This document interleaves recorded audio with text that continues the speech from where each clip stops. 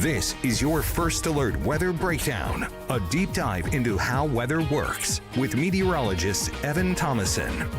Hey, good morning. Welcome on to the First Alert Weather Breakdown. Hey, I'm on. It is Wednesday. I already just said who I was. Anyways, it is halfway through the work week. It is not Thursday. I made that mistake of starting out with my weathercast earlier today by saying it's Thursday. No, it is Wednesday. It's the middle of the work week. It is hump day. Again, I am First Alert Meteorologist Evan Thomason in charge of the morning weather here at KSLA News 12. So, thankfully, hey, the mornings have been great over the past several days. Can't complain. Mild temperatures, blue skies, sunshine, no rain. If only it wasn't for the afternoons. If only we could just, keep those. I kind of hate stagnant weather conditions because then it just makes the scene boring. But if we could keep, consistent, amazing temperatures, especially feels like temperatures in the 70s and lower 80s, we keep the sunshine out. Wow. I feel like no one would complain about the weather, and it'd be amazing. Although, then again, there'd be no point to my job at that point then. Anyways, we're monitoring rain again here for this afternoon once more. But I will say we're finally tweaking that forecast just a little bit here in the days ahead. And leading into what I would call a better direction of things. So things are looking good here for the short term and what's happened to our short-term forecast overall in the next few days. But for the long term, unfortunately, rain chances could be increasing, and yes, that could affect your weekend here coming up. We have all that in our to-do list here for the First Alert Weather Breakdown. Here's what we're talking about here for the day today. As usual, we're talking about our local forecast, which, yes, includes, again, more rain. Lovely. What a change of pace, Evan. Well, for those of you who've been with us for the past week, 2-3 weeks, it's been nothing but rain showers to talk about, which, hey, gives us something to talk about rather than just, again, stagnant blue skies and sunshine. But, we've been stuck with the rain, and it's just been consistent afternoon storms each and every day as well. On top of that, our exclusive content here for the day today is going over the yearly rain totals, seeing how much rain we've gotten here in the Arklatex up until this point. If we're below, above average, hint, we're above average. Gee, I wonder why. We're going to take a look at those exact values here coming on up in just a little bit and see when, also kind of tailoring into that discussion, I kind of want to go over when are we finally expected to let loose on this rainy kind of a pattern around here. I'll go over kind of a long-term future track, yes, but a long-term forecast that goes beyond just the next 7 days and see if we have any hints about what's happening on further down in July. Meanwhile, the last thing I do want to still go over, even though we usually only go over one kind of exclusive content here, piece of exclusive content here for the day today, and I'm going to probably mix this into my main local forecast here for today as well. We're going to be talking about some of those national weather headlines that are happening across the country because, goodness gracious, is there a lot of flooding going on over the past week. And it is not just Texas. I know Texas is the main headline, and it deservedly is so. I'll go ahead and just kind of go into a little kind of monologue about this real quick before we go to the national forecast. Again, Texas obviously is the main headline between the flash flooding because, first of all, it was a river that overflowed massively. Obviously, all the videos coming in from that. Thankfully, weather-wise, Texas is actually having and expected to have better conditions in the days ahead, drier conditions, that is, which is good. But obviously, still so many people missing, so many people dead, unfortunately. And that's why this deservedly so is the main headline for the flash flooding. But there's still so many other areas. North Carolina is still picking up the pieces from Sunday night. When they got flash flooding from Chantal, which promoted also a couple of, what's the word I'm looking for? Promoted a couple of evacuations and water rescues around there that had to be done in other areas as well over the past day or two. It's amazing how many areas have this issue, and we're going to go into more of that and more to those areas that are certainly under that kind of threat just a little bit. But let's get to the local forecast. Enough Blibber blabber. Enough chat. Thank you to those of you watching again on our YouTube stream. Feel free to leave a live chat, and I can answer it live again on our show. Let's get into said show. Here's a live look at the sunshine and blue skies. Not just across the Arklatex, but in specific across Shreveport here. Now, most of the Arklatex filled with this sunshine and blue sky here, sunshine and blue skies here for now. But we're continuing to monitor the formation of maybe even a few of these stray cells that are mainly going to happen in the afternoon. A few of these might be creeping through here for the morning. Not going to lie, I haven't looked at the radar picture in about 30 minutes, and we did have a stray shower or two then, so maybe let's see if it's lingering around here now in just a little bit. We'll get to the radar picture again in just a little bit. A little more frequent cloud cover across window world, camera, and Texarkana, but still some blue sky and sunshine peeking on through here for now. Looks like we do have some rain reported near center here for the time being. Besides that, everybody else is staying here pretty dry, but looks like in our East Texas counties that are south of I-20 here, dealing with a little bit of some rain here for the moment. Again, we'll get a good look at that radar picture here in just a second, but let's get to our main weather headlines here. I don't have to say the weather headline of the temperatures because it is hot. We'll get to that in just a moment, but that pretty much stays stagnant here over the next several days. The weather headlines are all over the conditions. The rain. Now, unfortunately, we still do hold a chance of storms, not just for today, but also for tomorrow as well here for your Thursday. Then Friday, the magical day everybody's been looking forward to. The questions I've been getting all over social media. When is the rain finally going to end? When do I not have to worry about it? When is it not going to be a nuisance? When am I not going to be dragging out my umbrella? You get the point. Friday is your day. That's the point. Finally, a fully dry day here for that afternoon. But hey, make the most of that day because the weekend, both days are looking to turn a little south. Unfortunately, we are picking up the rain chance here for this weekend both days. Let's get to temperatures first. 83 in Texarkana, 82 in Shreveport, and temperatures overall. I said this on Monday's podcast where I was like, temperatures are easy to forecast. It's hot, it's blazing, you can't tell much. Well, I will say numerically, the temperatures have actually been really difficult to forecast over the past couple of days. In case in point, not going to lie, our forecasted highs for Monday and Tuesday overall were off. They were just off. They were not really accurate by that much. They were way cooler than what it actually ended up being, mainly meaning, to put it in a different sense, the Monday and Tuesday ended up being a lot hotter than it was originally expected to be. So it feels like temperatures right now, 89 in Texarkana, 88 in Shreveport, already feeling like 90 in Marshall, 93 in Natchitoches. Here for this afternoon, some of those feels like temperatures reaching again up to as high as 100 degrees here later on in the day today. Then, case in point, I mean, it's like clockwork almost on this feels like temperature future track here. If anything, it could get a little hotter here for Thursday afternoon. I think because we'll have a little more sunshine, especially in areas of the northern half of the Arklatex here for tomorrow afternoon here for your Thursday, which would be great. Why? It's not going to be great, Evan. It's going to be hot. Cool down with a glass of water and get some brain cells, Evan.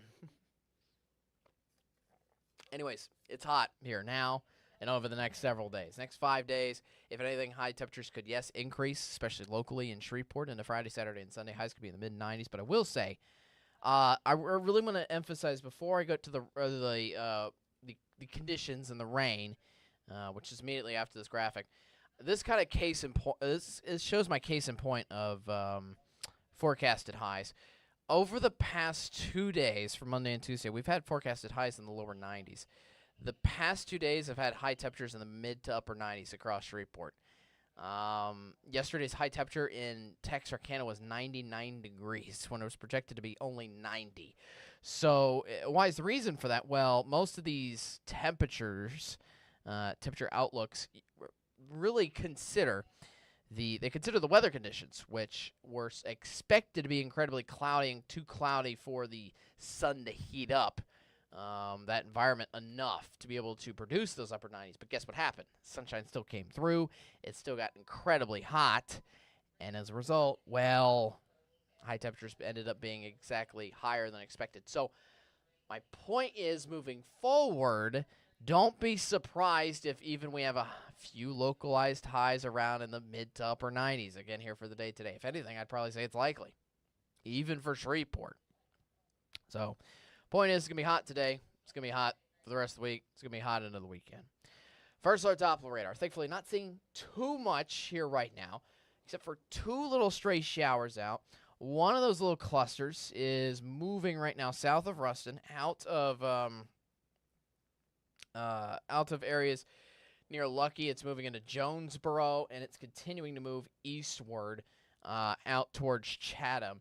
And you can see that's pretty much moving due eastward, not affecting anywhere else in the Arklatex. But meanwhile, what is this little cluster of cells, which right now is moving through Nacogdoches County. I will say this has looked pretty stagnant on the first alert Doppler radar loop, not moving too much. And even then, I think I saw this cluster of storms near there around like 9:30 as well. So a very slow-moving system into our southwest corner of the Arklatex. Maybe a brief light rain shower in the southern end of Shelby County right now in East Texas. So that's the point. We got kind of stray little bits, stray little showers here for now. Let's take a look at what's happening on our IR satellite picture, though. As overall, we have a stationary front that is starting to finally move.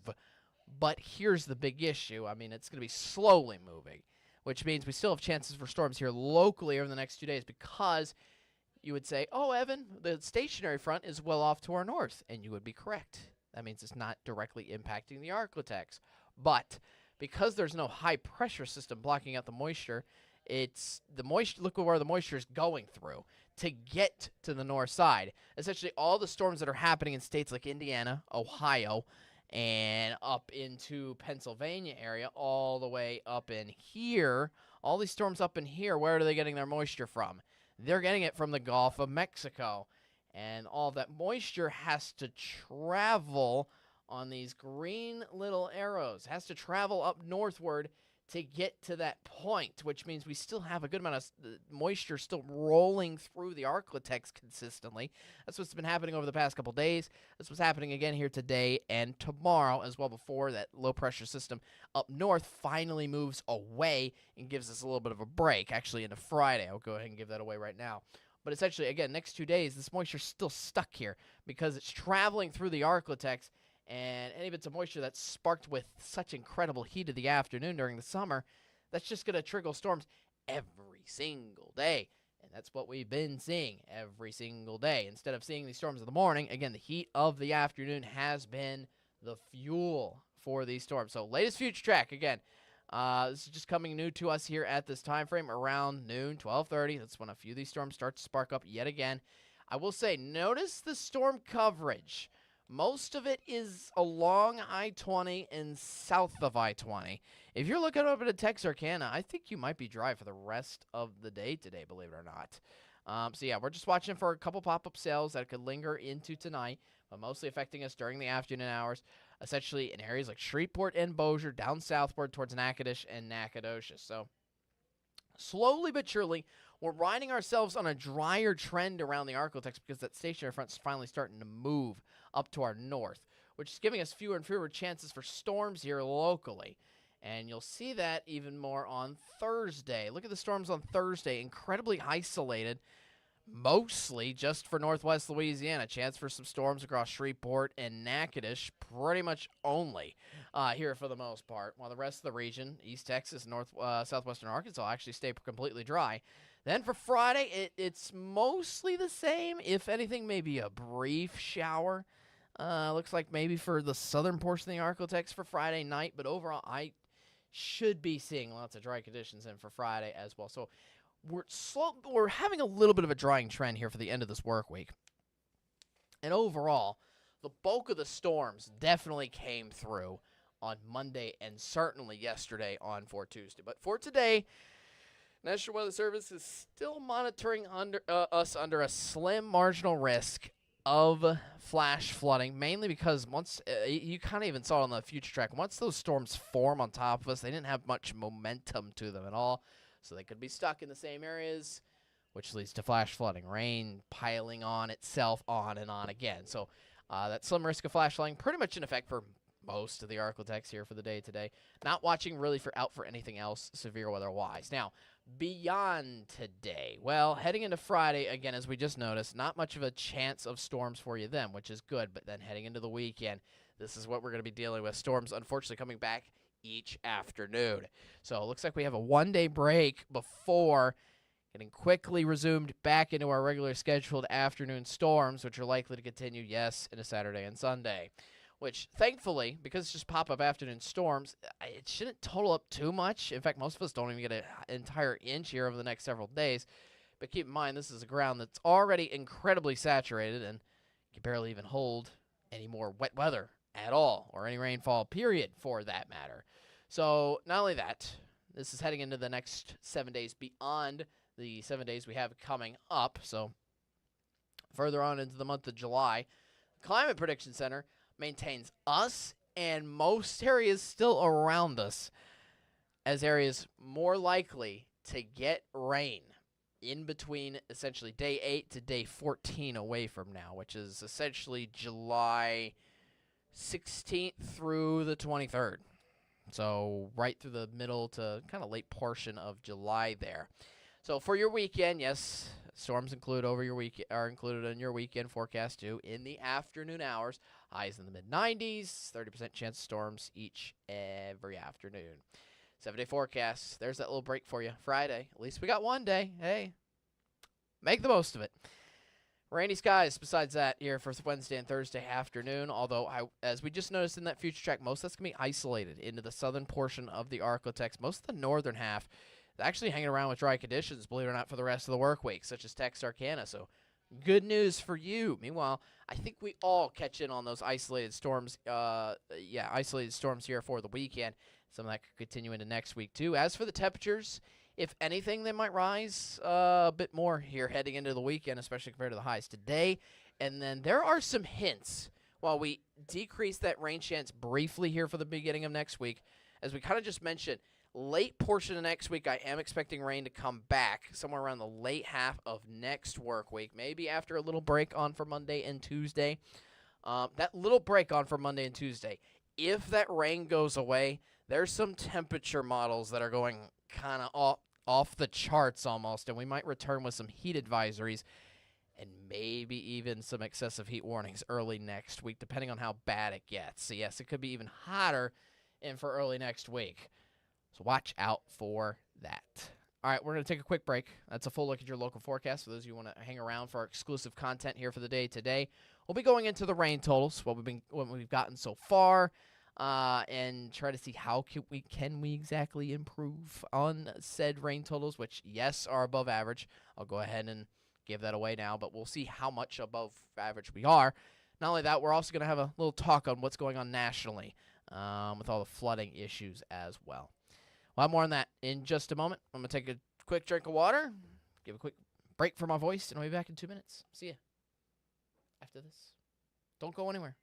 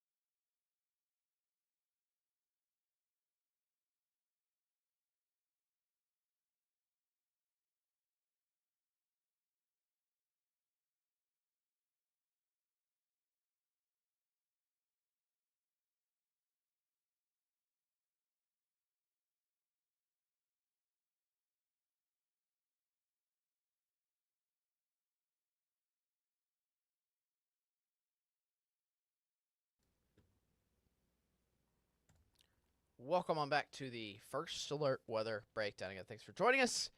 Excuse me, hold up. That's how you know it's not live.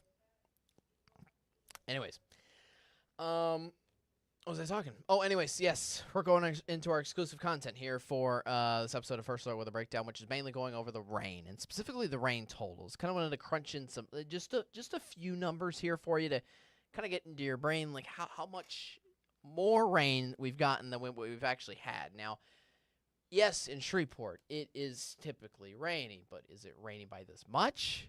No, not by average standards here. So here's a look at those said rain totals. Longview kind of running actually around the average, but both Texarkana and especially Shreveport running their rain totals well above average, almost up to 40 inches of rain. And we just passed the halfway point of the year. And just so you know, that's already about 10 inches greater than average up to this point. Again, I just want to reemphasize, it is rainy here in the Arklatex on a usual year. So this is 10 inches of rain beyond what we normally get, which if I do the percentage kind of correctly, this is about 25%. More than what we're used to getting. So, a little wild, especially with what we've gotten recently with these pop-up afternoon storms that have continued on and on and on.